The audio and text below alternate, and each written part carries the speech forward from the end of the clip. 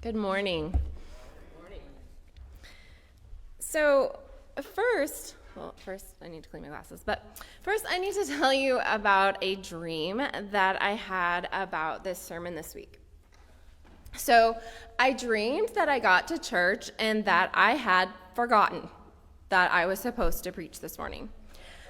Luckily, I had my laptop with me and my sermon was half done.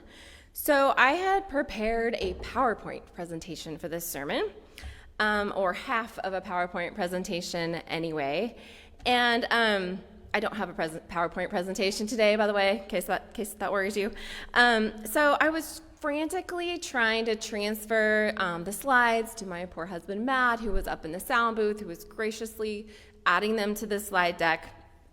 And of course, I was doing this frantically while also just totally trying to play this off because I didn't want any of you to know that I was totally unprepared for this sermon.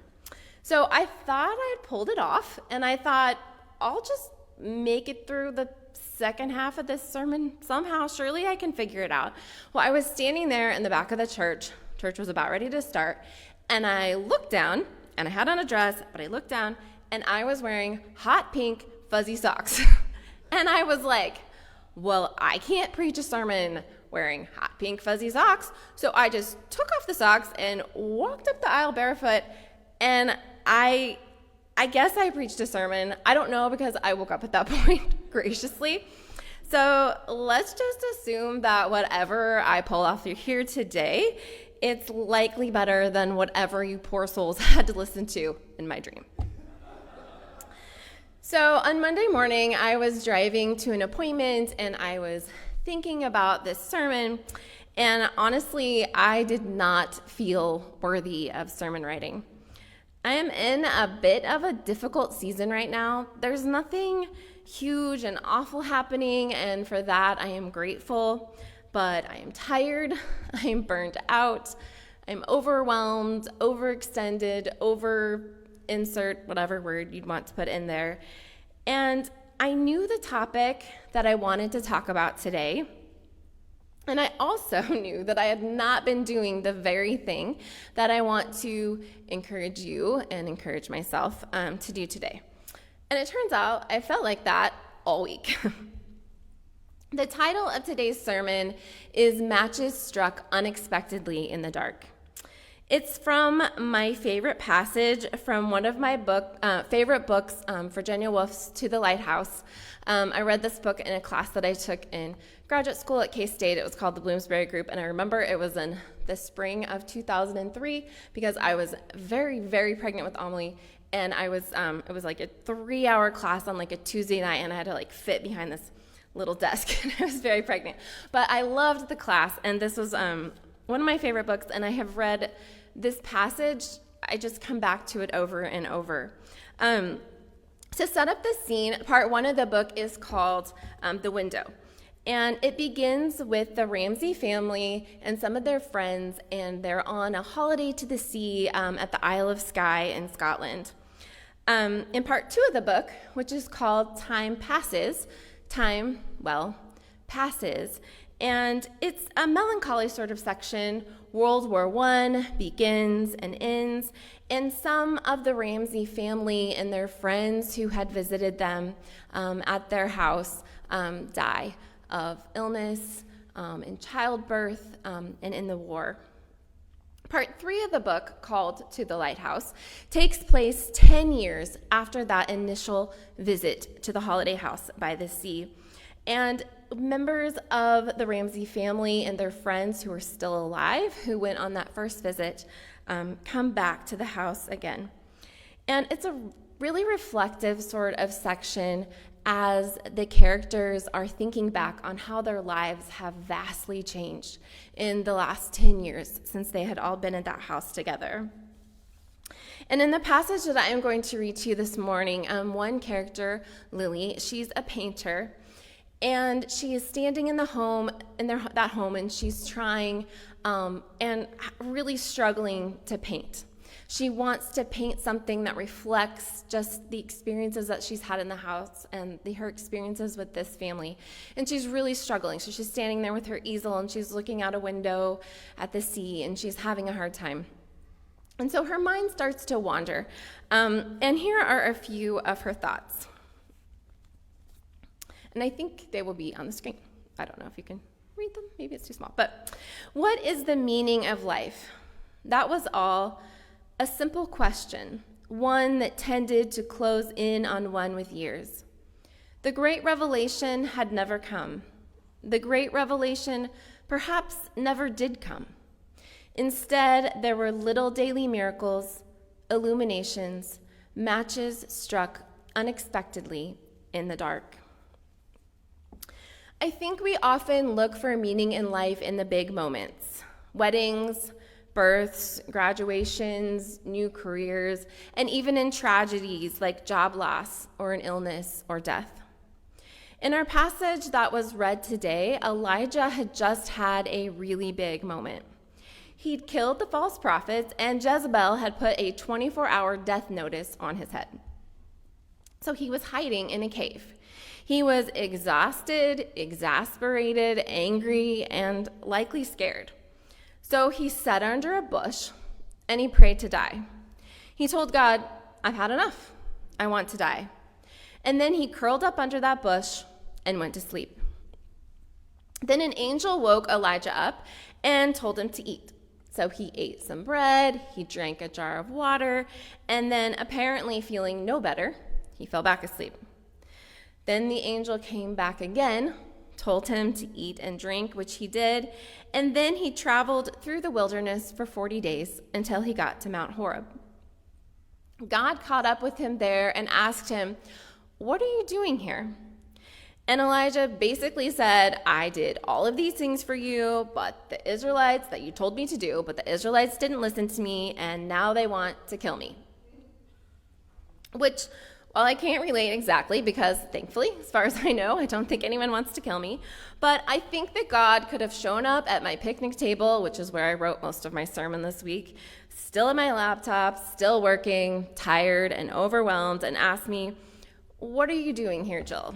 And I would have said, "I have a writing deadline in 2 days, I have a sermon to write, I have a course to revise, my to-do list is a mile long, I'm overwhelmed at work, I'm overwhelmed at home, I'm so tired." And while I am thankfully not in a place to tell God I want to die, I was definitely in a space of telling God, "I've had enough." And I think that I probably could have curled up under a bush and fallen asleep. So in Elijah's story, God does something that at first glance might seem pretty weird. He told Elijah to go stand on the mountain and that he was going to pass by.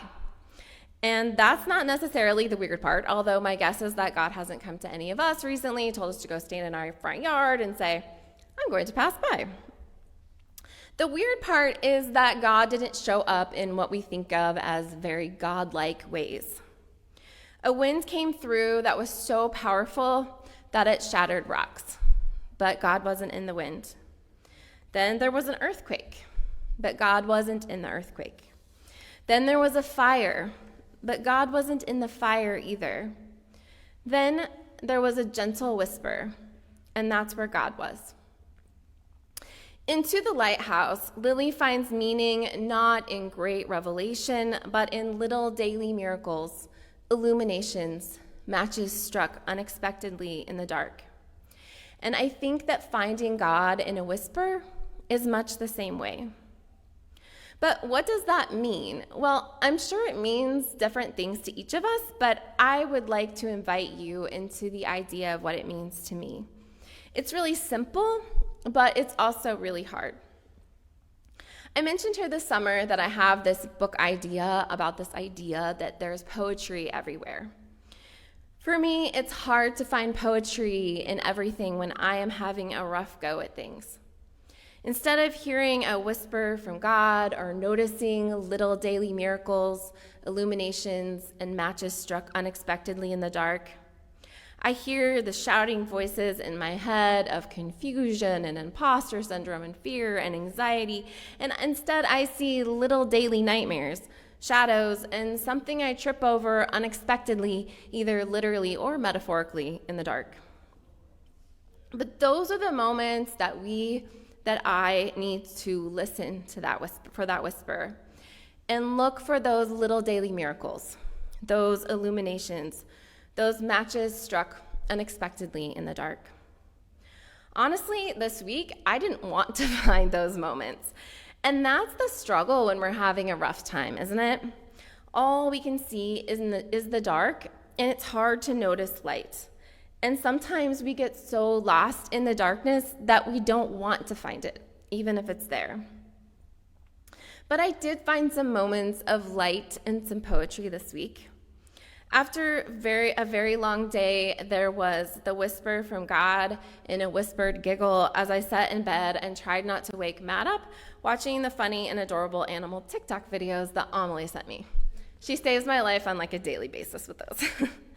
Then there was a little daily miracle on Thursday evening when Matt and Jack and I actually had dinner together. My family will tell you that us having dinner together is a very important thing to me, but it is marching band season. And Thursday is the only together meal that we pulled off this week. And sitting there at the table, talking and laughing and eating felt like a little daily miracle. There was the illumination, literally, of evening sunlight reflected on the trees in the field by our house that I noticed on Wednesday evening when I was walking outside around our property with our dog, Holly. The light was beautiful and ethereal, and I felt my shadowy soul illuminate a little bit. A match struck unexpectedly in the dark was writing this sermon. I was not in a good space this week, and writing this sermon about whispers from God and miracles and light was hard, but it was also a good reminder to look for those moments. And you know what? Elijah had a hard time too, even after hearing that whisper from God. I don't know how many times I have heard sermons on this passage or read these verses myself, but I never noticed the ending of this story before. When I read the rest of the story this week, I wished I could unread it, because when I tell you the meaning, it means that my sermon just can't wrap up neatly. But you know what? Life doesn't usually wrap up super neatly either.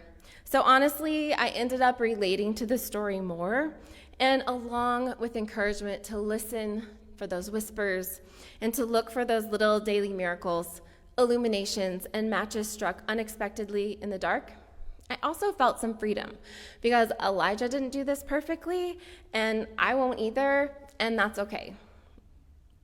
So let me tell you how this story ends.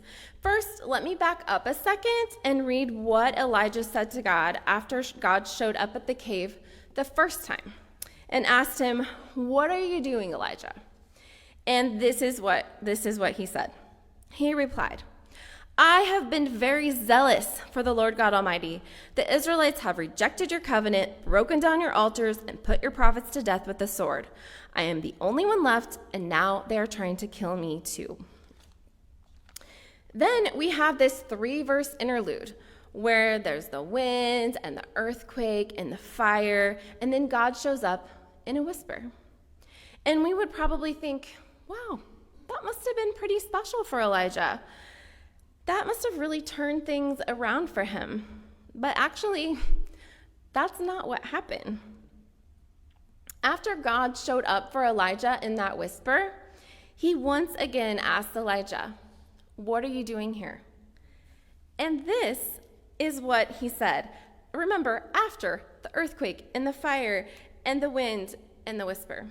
He said, "I have been very zealous for the Lord God Almighty. The Israelites have rejected your covenant, broken down your altars, and put your prophets to death with the sword. I am the only one left, and now they are trying to kill me too." So, even after hearing the whisper from God, Elijah had a rough time and gave God the exact same answer that he had given him before God showed up to Elijah.